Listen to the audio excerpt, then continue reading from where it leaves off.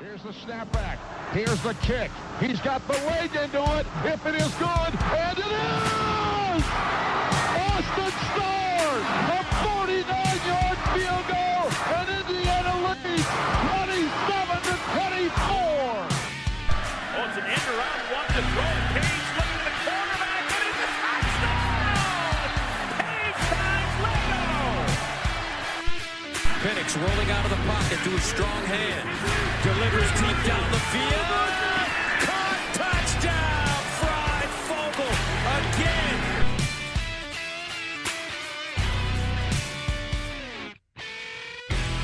It's time to talk Game 7, Ohio State.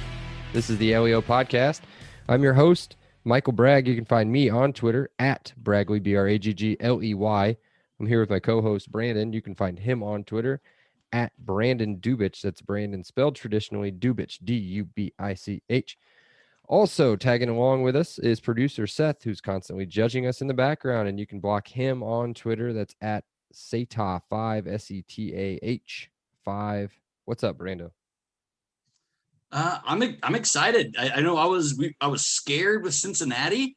I feel the exact opposite against Ohio State. The more I did research, the more I think we have a chance to beat them. So excited to talk through all the reasons why.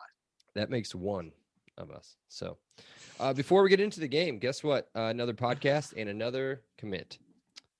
Just some guy, I don't know, 4-star running back, no big deal. Jabran Payne, never heard of him. He's the 20th ranked running back in the country, according to 24/7 Sports. Top 210 player, 206 overall, 5'10", 190. His top 5, believe it or not, here we go. Again, committed to IU is top 5. Alabama, Florida, Notre Dame, Northwestern, Penn State. But we got him. So it's just that culture, man. Who's your culture? Who's your football culture? So it was all Coach McCullough, right? Like, I mean, it was all Run DMC all day. McCullough put in a call and flashed the ring and committed instantly. As soon as, not instantly. He finished his visit. It did go quick. It was a very quick turnaround. We offered in like late June. It picked up in mid-July, and it was a 6-week recruiting. Like, it was very short for a guy of this ability. So it was huge. There were some people worrying that we'd have to go get a transfer portal running back, and people didn't like the 2 guys that we brought in. And man, you just gotta have faith in what Coach DMC is doing. Look at the running back room he cultivated and the results he put up previously. He comes in with a pretty good running back room. That's only going to get vaulted higher and higher, and it all starts with Major Payne. Yeah. So, nice. All right. So, just a quick kind of scouting report on him real quick. This is going to get an eye roll from Seth. When you read the scouting report, it sounds very Tevin Coleman-esque. Yep. One cut and go, good acceleration, hit the home run against anybody. Not a big back, good muscle base. He's a crease runner. He needs to show a little bit more creativity, but he's got a little bit of a wiggle and good elusiveness to him. A good pass catcher out of the backfield. Here's what scares me a little bit. Didn't play a lot of his junior season with an injury. 2019 he missed. It wasn't a surgery injury. It was a tweaked ankle that never never got better. So it wasn't like he lost a knee or broke a bone or had any soft tissue. I mean, this was just a nagging high ankle. So I throw the injury concerns. Yeah, the 2 years in a row thing is what scares me a little bit. 2019 scored 13 touchdowns, 9 on the ground, 3 as a receiver, 1 interception return, but missed 3 games. It doesn't say what for. I don't remember how many games you play in high school, like 9 or 10. Yeah, you play 9. So when you miss 3, that's pretty significant. So a few things you need to play in here. He goes to LaSalle High School, which is pretty much a monster in Cincinnati. It is only behind Moeller as far as a Cincinnati powerhouse. When he was a sophomore, he had a Tennessee commit ahead of him, and his before his injury, he had an Auburn commit ahead of him. So, I mean, this guy, we haven't even seen this guy get a full season. Again, this is me probably drinking the juice, but I don't think we've seen the best of this guy. I mean, this guy is the 20th best running back, and we haven't even seen him be the bell cow for his team.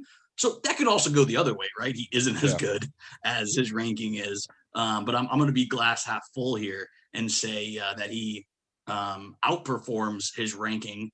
Did you see what Steve Wiltfong, national recruiting analyst, compared him to? I didn't see who he compared him to. No, I saw that Alan True compared him to, and his original thing that was done in May, to Damian Harris. Yep. Yeah, so, that's where I was going. So it was Alan True. I thought it was Steve Wiltfong. But regardless, I mean, pretty sure that guy had a heck of a career at Alabama, and he still plays on Sundays. So, I mean, if that's who you're getting compared to, that's pretty dang lofty. Yeah.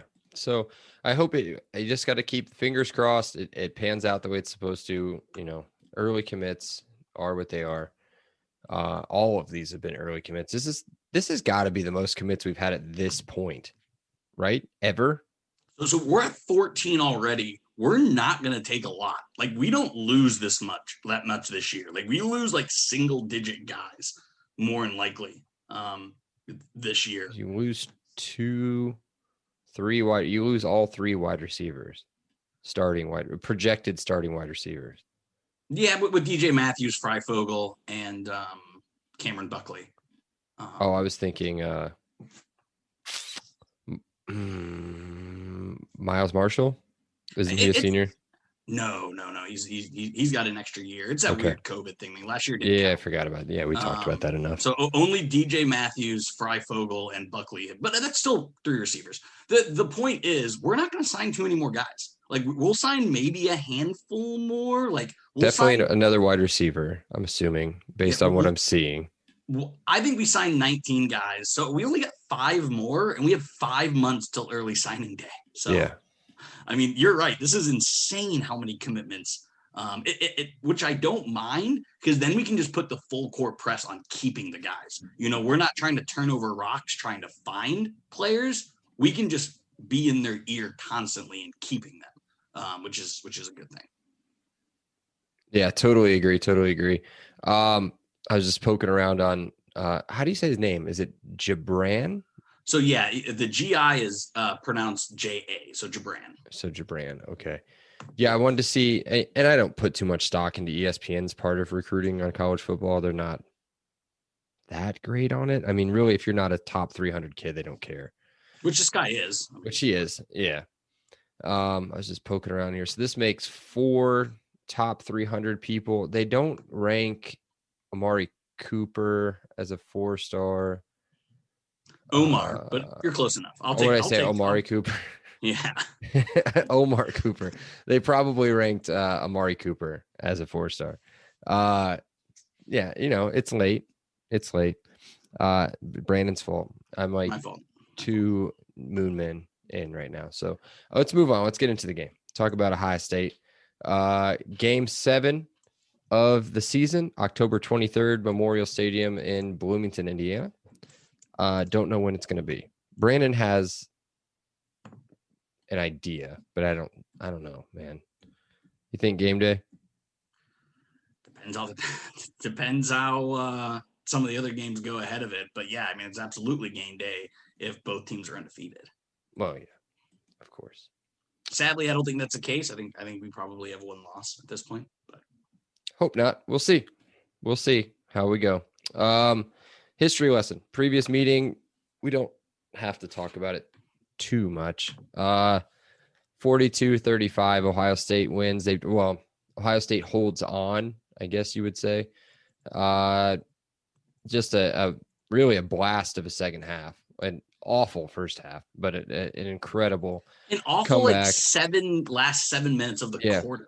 Yeah, of the second quarter. Yeah, just terrible. They scored 21 points in 7 minutes. Yeah, and that Justin Fields run, I think, was in there. Yeah. There's some bad moves there. All-time record, Ohio State 76, Indiana 12, 5 ties, and they vacated 1. So technically, I can't say that we won in 2010, but we didn't lose in 2010. So the losing streak only goes back to 2010, not 1988. Which oddly enough, that was also the game that we beat them the worst ever, I believe.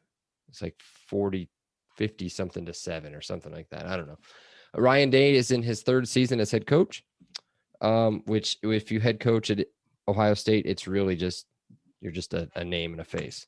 The only impressive thing, well, not the only impressive thing, but the thing that's, he hasn't lost a regular season game. That's pretty crazy. Or a Big Ten game, sorry. Well, and yeah, a 20 and 2 yeah. as a regular season coach. Just lost to Clemson twice. So I don't know. Yeah, whatever it is. He's 20 and 2 as a coach. So yeah. Let's hop into the key players. Again, we don't know much about this quarterback, but we got to throw him in because he's a quarterback. So CJ Stroud, projected starter. There's another kid, Jack something maybe. Is that his name? Jack Miller or something like that.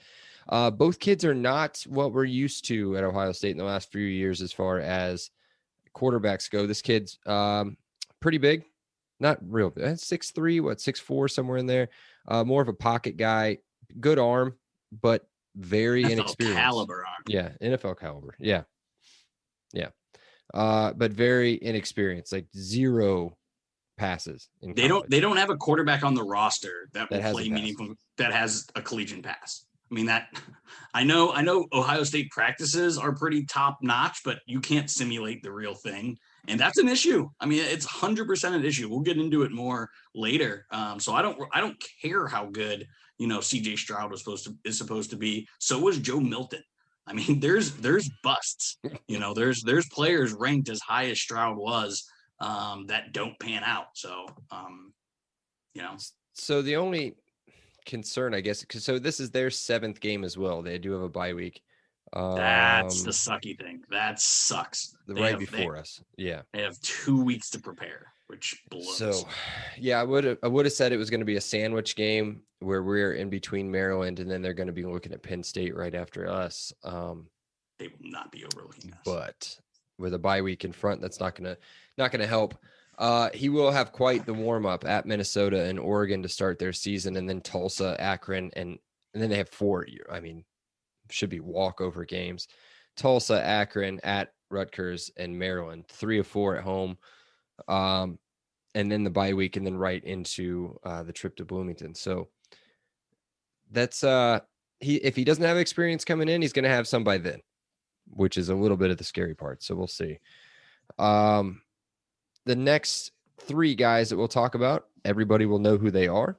At running back, Master Teague is back. The other kid, cannot remember what his name was. Trayvon something. I have it here. Something. I have it here. 1 second. He did not play very much against us, which was weird. Yeah. Sermon's his last name. Travion Sermon. No, so Trey Sermon is the running back in San Francisco. Trey Sermon. Yeah, Trey Sermon was the running back who's currently playing for the 49ers. Yeah. Trayvon Henderson is a 5-star running back that's the other kid. So they again, I was just kind of shitting on a 5-star with CJ Stroud. So but they can follow up Master Teague, who is probably a first team all Big Ten running back with a 5-star recruit. I mean, their running back, they have the best running back room in the Big Ten. Yeah, I'll give him that. He's a big physical back, Teague at least. Tore IU up. I think it was the best game of his season. Although I think he had something against Maryland or Rutgers that may have been. He was a beast in the college football playoff too. That too. Trey Sermon got hurt. Yeah, 169 yards, 2 touchdowns against IU. Master Teague. I think he had a long of somewhere in the 40s. I just had that box score in front of me, and I don't know why I got rid of it. But the other 2 guys that we'll talk about on offense are the 2 stud wide receivers, at least that have experience. Again, they have a couple 5-stars maybe coming in behind them too. But the wide receiver, Chris Olave, kind of, I guess you'd say, tested his waters a little bit in the NFL draft. Came back for his senior season. He's a day 1, day 2 guy. Easy. Oh, he's a top 10 guy. Yeah. I mean, I just said the running back room is the best in the Big Ten. Their wide receiver room might be the best in the entire country. Yeah. This is this is Alabama's version of Waddle and Smith with Olave and Wilson. I don't know if Wilson's as good as Waddle, probably not. But Olave is going to be a Heisman candidate / top 10 pick. Yeah. So just to look at both of them. So Olave and, or what is his name? Olave. Yeah, Olave and Garrett Wilson. So both of those two, let's look at their stats against IU last year. 7 catches. This is for Wilson. 7 catches, 169 yards, 2 touchdowns. Olave, 8 catches, 101 yards. Literally 1 catch for 3 other players on their team. That's it. So as far as pinpointing the passing attack, that's it. They're kind of the reason why who's playing quarterback may not matter as much. Yeah. So Olave is a first-team preseason All-American. Garrett Wilson, a second-team preseason All-American. Wilson's more of the speedster threat, so the guy that could hit you deep, which he did against IU, 169 yards, as I said, 2 touchdowns on 7 catches. And he did have that, was it first quarter? It was like second possession, 65-yarder, I think. Down the seam. Yeah. Our safeties got roll back. Yeah, that was looking like Kevin Wilson defense there for a minute. If there's a weakness on their offense, maybe the tight end, offensive line. It's hard to pick one. The offensive line, I mean, nobody hits Justin Fields, and we hit him last year and a lot. So if we can reproduce that kind of pressure on CJ Stroud, somebody that doesn't move nearly as well as Fields does, that's an advantage we might be able to take it. That's something we may be able to take advantage of. Yeah, they lose 3 guys, 2 to the NFL, weirdly enough, for as much pressure as we got on Fields. But they still have 2 NFL guys coming. And I'm sure whoever they have coming back are 4 or 5-star kids. So I don't call it a weakness. I just call it more inexperience. If maybe. There is a weakness, yeah. So there's going to be 3 new starters on the line. So inexperienced. I don't know if I'd call it a weakness. In my opinion, the weakness is quarterback. Okay. And that's a glaring weakness. It's they're worst on offense, and I would say it's worst on their entire team. And we'll get into that more later. But well, if you can say that there is and I hate to keep saying the name, or the word, a glaring weakness anywhere on this team, it's on their defense. Their defense isn't very good. They've got very good players. Their defense is not very good. So Haskell Garrett, we'll start with him. Defensive tackle, a monster, 300-something pounds. Just a run-stopping beast. He's back. Be a first-round draft pick. Yeah, easy. I was trying to see what his stats were against IU. He had 3 tackles last year. But again, defensive tackle, you're not going to put up a ton of stats. Big dude, 6'2", 300 pounds. Big run stopper in the middle. They've got two pretty good dudes on the edge, and Tyreek Smith and Zach Harrison. Both are good pass rushing defensive ends. Something that I would kill for at IU. But think about some of these people that we're not going to have back there anymore. You're not going to have, what's his name, Pete Werner. I'd love to have Sean Wade back again, but he's not going to be there. So think about that stuff. Really defensive back wise, you've got Sven Banks, kind of their other guy that was on the other side of Sean Wade, or the guy that made Sean Wade look good, I guess. Hard hitting corner, good cover guy. Don't really hear so much about him. Kind of the Tywone Mullen effect, I guess. He had 1 tackle against IU last year, but there's a reason for that. You're a good corner if you don't really put up too many stats. And then any weakness, I guess, as far as like not really a stud position, I would say linebacker and safety. What do you think? Yeah, they have good guys on the outside. They always do. I mean, they're corners. They may be down this year because they maybe don't have that big name, but their corners are good.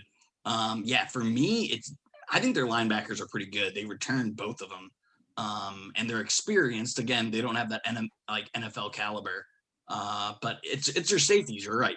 They have a safety coming off an injury, a safety coming off a police charge, And then they have a safety that was a linebacker playing kind of a new position. So yeah, I mean, Who's the one that's coming off of a police charge? Is that Proctor? Let me look. Josh. So just to give Marcus everybody Hooker. Okay, Marcus so Hooker had a I got an OWI. Whatever. So Browning. So these are the leading tackles from last year against IU. Browning, Broncos. Warner, where did Werner go? The Saints. Proctor is back. Borland, gone. Borland's with the Vikings. Sean Wade, gone. Garrett's back. So that's it. I mean, so you're missing 1, 2, 3, 4 of the top 5 tacklers, top 5 defensive impact players, really, from last year's game. They had the tackles for loss. They had the sack. Well, there were 2 sacks. They had the 2 sacks. They had any of that stuff. So again, you're plug and play at Ohio State. It doesn't usually matter. Anybody that's backing them up is probably a 5-star, high-end 4-star, somebody that can jump right in. But, you know, as far as experience goes, that's what you're missing. So we'll see how that translates. I can't into disagree the game. there. All right. Any other key players you want to bring up while we're here? Nope. All right. Kind of funny. They're only, so again, I mean, IU really benefited from the portal. Their only portal addition, as far as a projected starter, is a 23-year-old Australian punter. Thought that was funny. You know, IU, I mean, we talked about it again and again, you know, this starter from the portal, whether it's, you know, Handy or Matthews or Carpenter. Ohio State just doesn't need the portal. No. It's pretty and he's funny junior how, college too, and they never take junior college kids. Yeah. Well, as junior college, I guess, as you can get. And Ohio State doesn't punt a lot. I don't even know if you need a punter. Well, they punted 0 times against IU. Exactly. Because Justin Fields was throwing 3 interceptions. That's why. So key matchups. I've got 3. What do you got? I got 3 as well. Oh my goodness. Okay, so of course I'll get the easy one out of the way. It's going to be those nasty people that invade Bloomington. So it's going to be IU fans, or really just me and Brandon, versus the Ohio State fans. And it's not going to be like 300 this time, though. You and I won't have to unsheath our swords and fight an entire battle by ourselves. We're going to have some help. I would assume so. And that we can, it's not going to be nearly as bad as it was, like, say, I don't know, 2012, where you can literally just walk down the, what'd you call it, hallways? You're just walking to your seat and you just hear the OH. I'm not even going to finish every concession stand, the OH chant is going. Yeah. Yeah. So IU versus OSU fans is my first key matchup. Yeah, that's I'll do my fun one there. Like, end the streak, right? Like we started last year with Michigan. Just end the streak. I don't know. I don't have a crystal ball. I don't know when we'll have a better chance to beat Ohio State. This is IU's best team ever. They're probably their worst quarterback situation that they've had in a really long time. Like, break the streak, because this is going to be one of our best chances. You know, definitely in the most recent and probably into the future. I just wish we were catching them earlier in the season. Yeah, I would love to start with them, and I would love to start with them instead of Iowa. Well, yeah, me too. Would have been phenomenal. Me too. All right. My first one is the one that drives you crazy every time I talk about it, but it's time of possession. You can't give up the early lead like we did last year. Now, granted, it was 7-7. Yep. Yeah. So it went 7-0 at the end of the first quarter, then 7-7, and then they rattled off 21 in a row. But at home, you take the early lead. You go up 7-0. You go up 10-0. You go up 14-0. Early Randos. If you win the toss, do you take the ball? Take it. Ooh, I don't. Although like that. You know what? Like not with this defense. Not at home. On the road, I'd say take it. At home, no, because that place is going to be nuts. Yeah. Assuming we get to best case scenario. You jump on an inexperienced quarterback. I mean, that crowd's going to be insane. Yeah. Oh yeah. So quick score. If we can boom 3 and out or anything, any sort of anything there to start. Indiana, Seth. Indiana Yeah. early. Oh my God, that would be nuts. Brandon and I will be on the field if they pick one off. First possession, it'll be nuts. So time of possession. What I mean by that, take an early lead, and once you do, establish a mother run, dude. Do something. Now, if it's not working, now granted, guess what we did not use last year? We did not use Tim Baldwin Jr. So Chase isn't on here to back you up on That's fine. That's fine. Take a look at the depth chart, bruh. Tim Baldwin Jr. on there. We ran the ball 16 times last year. 3 times for Samson James, 7 times for Stevie Scott, combined 10 carries for a combined 16 yards. So you're not going to beat Ohio State with running the ball and no, I'm not saying that's what's going to win the game. 12 snap drives. No, that's not what I'm saying. That's not what I'm saying. But you have to establish a run. Penix cannot throw the ball 51 times. He can't. I disagree. He cannot. He was 27 of 51. That's my next one. We'll just get it out of the way, I guess. Penix versus pressure. You got to hit open receivers. You have to hit the easy pass. You cannot try to do the deep ball every time, which he's pretty good at. Now, I was sitting here looking at his stats from last year, and I looked at his QBR. It's 79.2.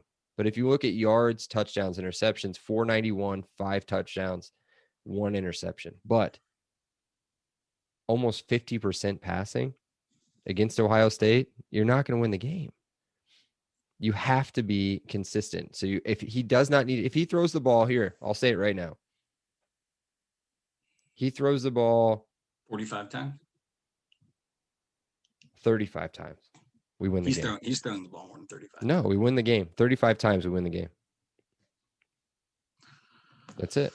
Yeah, I think we're going to disagree on that one. No, 35 times. You have a lead. You're at home. If you don't have to throw the ball, if you can establish some sort of running game, you run the football. Okay, so let's play hypothetical here. You're Nick Sheridan. We run the ball. First down, 2nd and 9. Are we teeing up another run? No, we're not teeing up a run there. Are you talking about first possession? Again, if you're establishing the run, are you first down? Do you have a run play every first down? No, majority of the don't first do down. that. No, you don't do it every first down. No. So what do you mean by establishing the run? Because if you're doing run pass, you're throwing the ball. I'm talking about not running. Times. I'm talking about not running the football 11 times with your running backs. 11 times in an entire game. Go to any other Stevie Scott game and tell me the last time he ran the ball 7 times in a game. If 3 pros on their defensive line. I get it. So how many pros do we have on our offensive line? How many pros are on our offensive line? There's 2 pros on our offensive line. 1, maybe 2. Bedford and who else? Maybe Carpenter. Yeah. We have 2 pros on our offensive line. Why can't we run the football? Everybody else runs the football against them. Let's go to I'll go look at their stats or go to yours. Go to your next one. I'll have their stats from last year. So my thing here is I've been preaching offensive line, but I'm actually going the other side. We absolutely, our defensive line in this inexperienced offensive line needs to get pressure. We need to have sacks from our bull rusher, pressure generated from the inside. We absolutely need to make this freshman quarterback uncomfortable. I don't care if he'll have 5-6 starts under his belt. We need to make sure he's not comfortable from the first quarter. So I think defensive line is so stinking important in this game, more than any other game so far this season, because again, the wide receivers are so good. It doesn't matter how average he is. If he's able to have time and throw it in the zip code of the wide receivers, they're going to catch it. So we're just not going to be able to let him get the throw off. Throw it out of bounds, sacks, scrambling out of the pocket, whatever that is. The defensive line is going to be so freaking important in this game. I agree. Northwestern, 34 carries, 105 yards. That's including Riley Lee's having some sort of 25-yard negative, whatever, wide receiver reverse. So take that off. 33 carries, 130 yards, and a touchdown. Yeah. You You can also run have the Peyton football. Ramsey You can running run there. you've got Michael Penix that could run. Yeah, I don't want Michael running. I want him to sit in the pocket. Do you want to throw the ball win? there. He's gonna have to do something. You have to do something. Yeah, throw the ball 40 times. No, you cannot throw the ball. Look at Michigan State. Who the hell's running the ball for Michigan State? They ran the ball for 80 yards. Run the football. I'm not telling you to run it for 300 yards. Run it for 100 yards. Do something. You cannot throw the ball 51 times and expect to win, especially at home. Not 50. Control the clock. Not 50. I bet you Rutgers ran for 200 yards. Who's Rutgers? I'm gonna move my next one while you look that up. My other one is exploiting their weakness on 150 defense. yards. Yeah. Just run the damn football. That's it. Hey, we have an improved offensive line and we have a new running backs coach. Maybe the philosophy is different. I don't think we beat Ohio State by running against 3 pros. I think that's just banging your head against the wall, hoping for different results, which is the definition of insanity. But that's me. We're gonna disagree on this one, and that's fine. Yeah, and that's fine. And you're wrong. Fine. Where we can do, they're basically runs. This is where I think we can exploit the run game is in the middle, in with tight ends and slot receivers doing screens, doing jet sweeps, doing shovel passes, things that you can pretty much, or crossing routes, things that you can simulate runs, quick throws. That's one thing we really didn't see from Penix too much, was exploiting the middle of the field. What did you go through 20 minutes ago saying their safeties and their linebackers are their weak spot? Go after them with Hendershot. Go after them with DJ Matthews. Attack the middle of the field quickly. I'm talking about one-step drops, which are basically run plays. That's where I want us to live, because, again, it's the weakness of their defense. So that's the matchup that I would like to see. Okay. All right. And producer Seth just called me smart. So yeah. Do you want to know what else is smart? Go on. Monon Track Club.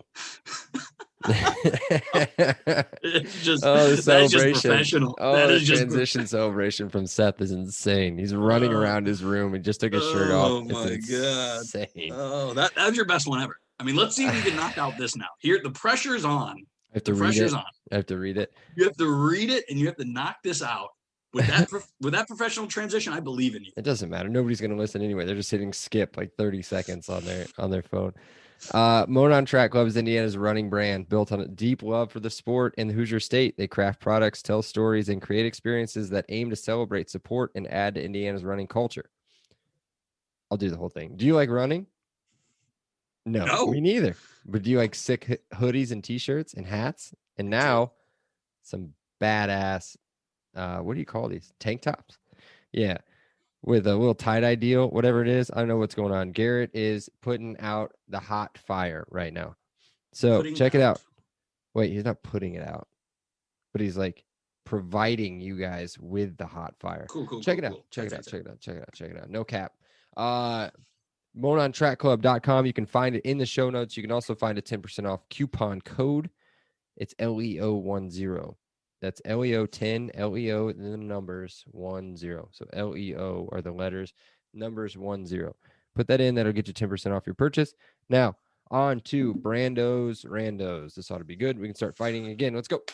So I'm going to ask, normally I save the best question for last, but I got to ask this one.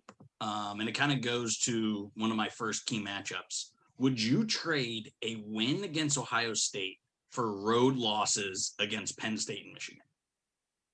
Would you trade one win for 2 losses? Yes. I would too. That's insane, right? Like more losses is bad. I'm assuming but I would that we trade beat, that for Ohio I'm State. assuming we beat Iowa in Cincinnati. I would take that swap. Yes. Okay. I'll take it. Yeah, you answered that pretty confidently. I thought there was probably, but I would too. So I thought we would disagree on this one. I thought you would definitely shade for the less losses. So here's ESPN's. I was just looking at this real quick. Likely losses for IU at Iowa, 33% winning percentage. Not a chance. That's so dumb. That's so freaking at Penn State, 31% winning percentage. I think I agree with that one. Ohio State, 32% winning percentage. So about even games. Yeah. I disagree with that. I think probably Ohio State probability is probably mid to lower 20s. That's what I would think. I would think at Penn State is higher than 31, and I would also think that at Iowa is probably a toss-up, not 33%. At Iowa should be 55%. Okay. 60. All right, what's next? All right. So we've done this a few times, so there's a little bit of a trend with this rando, but where do you put CJ Stroud or their quarterback situation in the Big Ten? He's got to be better than what Rutgers has got. He's got to be better than what Maryland's got. I'm just going through the East right now. He's got to be better than Michigan. He's better than... Is he better than Clifford? Yes. We don't know. We don't know. We don't know. You're right. We don't know. I'm going to say no. I'm going to say Penix, Clifford are better than him. Penix is better. Tanner Minnesota, Morgan's better. Tanner Morgan, yeah. Northwestern, no. Purdue, no. Nebraska, no. Petrus, no. Illinois, no. Petrus, no. That's Wisconsin? a crazy thing. Graham Mertz? I think I'd probably go him. I'd probably go Stroud over Mertz. So the whole my point of asking this question is I've obviously shit on the kid for the past 30 minutes. He's still the second best quarterback in the Big Ten. So second or third. I keep calling it a weakness, but like in all honesty, the guy is going to be really good. So that was kind of the basis of that question. Yeah. Cool. Two more. They're kind of the weaker variety here. IU has done really good job recruiting Ohio recently. Whether that is Carter Smith, whether that is Jabron Payne. I don't have kind of everyone on that list. But I think a big way for us to chip away at Ohio State is to win these recruiting battles. Do you think we are making headway there? Do I think can we keep it up? Do I think we want to make headway there? I guess is what I think there are certain sections. Cincinnati, although Fort Ryan Wayne, we just won Hollywood. The guard. We've got 1, 2, 3, 4. We have 4 out of the 14 are from Iowa. Nobody's pulling people out of Iowa. Ohio. Yeah. So Ryan Miller, Carter Smith, Isaiah Jones, who I keep forgetting about, and Jabron Payne. All amazing recruits, right? What about last year's? What was last year's? So, we're talking about this game. I don't know what the line's going to be. I mean, it'll probably be what? Probably Ohio State 7.5, Ohio State 8.5. I'd say up to 10.5, probably at the most. Yeah, around, but that's insane, right? Like normally this line is 17. Normally it's 20. Like again, the basis for this question is I think we're getting closer, not only because of Tom Allen, but I think we're starting to win the regional recruiting battles, and I think that is only going to help tighten this matchup up in the future. But yeah, producers, that does make a good point. We cannot compete with them nationally, but where we can compete with is Indiana and Ohio, and we're doing that. And I think that continues. I mean, we're fighting people in Florida. Like we're fighting Florida schools for Florida commits and winning. Yeah. I mean, this court, you just said CJ Stroud's from Rancho Cucamonga. We're not beating Ohio State for top quarterbacks from Rancho Cucamonga. Yeah, true. Not yet. We have not tapped our California potential yet. So final question here. And again, I don't think any of us really will have an idea. But I think this is going to be a shootout. What would you place the over-under in this game? And does it get into the 50s? I don't want to do projections. I'm going to save that for our previews, obviously. Are we talking about like a 52.5, 54 over? Oh, producer says is 62.5. No. That is wild. No way they go in the 60s. I don't know. I think there's going to be a ton of points in this game. I think this game is going to be amazing. I don't think it's 69. Oh my God. 69. 69 over under or even. I have it. I I would have, choose I have it at even. 57. 57 and a half is I think where but that's it. That's it for me. Neat. Seth, do you have anything?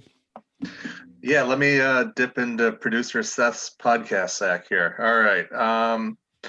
So there are 4 Ohio State guys with obvious Indiana ties. Ohio State. Sorry, Ohio State with Indiana Ohio ties. State. Ohio.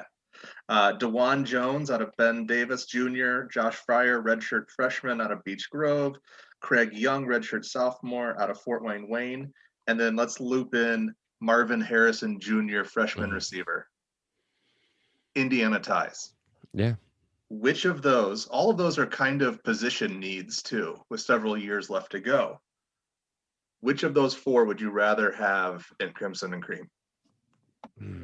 I would say Harvin Marison Jr. Yeah, I think Coach Hurd has showed he can coach wide receivers. I'm not worried about the wide receiver room. You can never have good enough offensive linemen. And DeJuan Jones, he's like a 6'8" monster. That dude's gonna play in the NFL for a really long time. We didn't have a shot at him coming out of high school, but if you're asking me which guy if I could have my pick, it's definitely him.